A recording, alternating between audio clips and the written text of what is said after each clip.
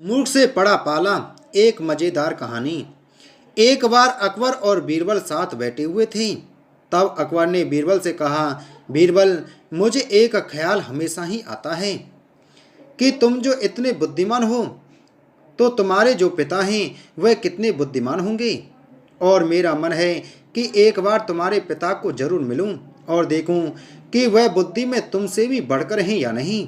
बीरबल ने अकबर से कहा, महाराज, मेरे पिता एकदम सीधे साधे भोले भाले और गांव देहात में रहने वाले सरल आदमी हैं।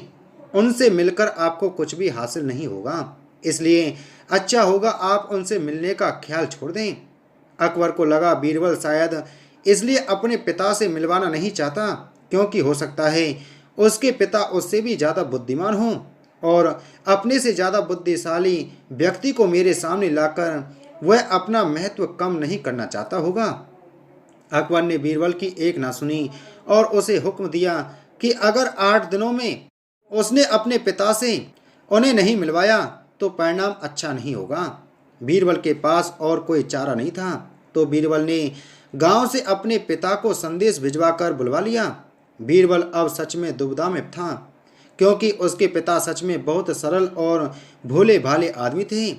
बीरबल ने अपने पिता को अच्छे नए कपड़े खरीद कर दिए और उन्हें एक बात कही कि चाहे कुछ भी हो जाए, अकबर कुछ भला बुरा कहे या गुस्सा करें, आपको उनके सामने बिल्कुल मुंह नहीं खोलना है। बीरबल के पिता अपने बेटे की बात मानकर अकबर के दरबार में गए। उनको देखते ही अकबर ने पहचान लिया कि वह बीरबल के पिता हैं। लेकिन सिर्फ बात शुरू करने के लिए अकबर ने कहा, क्या आप ही बीरबल के पिता हैं? बीरबल के पिता बिना कुछ बोले वहीं पर शांति से खड़े रहे, जैसे उन्हें अकबर की भाषा समझ में नहीं आ रही हो। अकबर ने एक के बाद एक कई सवाल किए। आपके गांव का क्या नाम है? गांव में सभी लोग कैसे हैं? इस साल बारिश हुई या नहीं? और फसल कैसी है? लेकिन बीरबल के पिता अपने बेटे के समझाए अनुसार एक भी शब्द नहीं बोले। अकबर को गुस्सा आ गया और वह बड़बड़ाने लगा, कैसे मूर्ख से आज पाला पड़ गया है। मेरी ही मति मारी गई थी जो ऐसे मूर्ख को अपने पास बुलवाया, जो इतने सरल सवालों के जवाब भी नहीं दे सकता। मूर्ख शब्द सुनकर बीरबल के पिता को मन ही मन काफ़ी गुस्सा आया, लेकिन फिर भी वह शांत रहे। आखिरकार अकबर ने उन्हें जाने के लिए कह दिया। वो वहाँ से चले गए और घर जाकर बेटे बीरबल को सारी बात बताई। बीरबल ने उन्हें समझाकर वापस गांव भेज दिया। 2 दिनों बाद जब अकबर बीरबल से मिला तो अकबर बीरबल से पूछने लगा, बीरबल, एक बात बताओ, जब हमारा पाला किसी मूर्ख से पड़ जाए तो उस स्थिति में हमें क्या करना चाहिए और कैसे करना चाहिए? बीरबल इसी मौके की तलाश में था।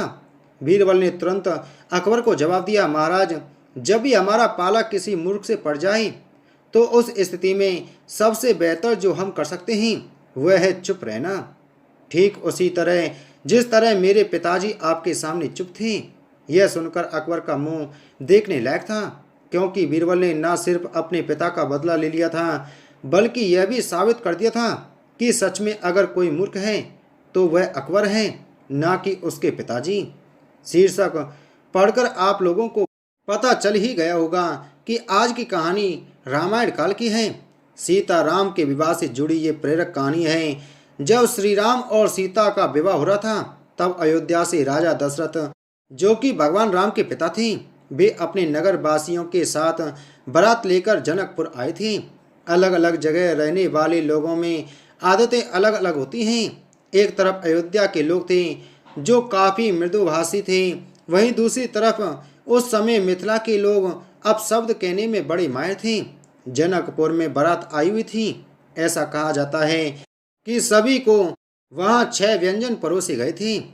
राजा दशरथ और उनके सभी बेटे और बाकी के बाराती जब भोजन कर रहे थे, उस समय जनकपुर की स्त्रियां अपने मधुर कंठ से अयोध्या वासियों के लोगों का नाम लेकर अपशब्द गुनगुनाने लगीं।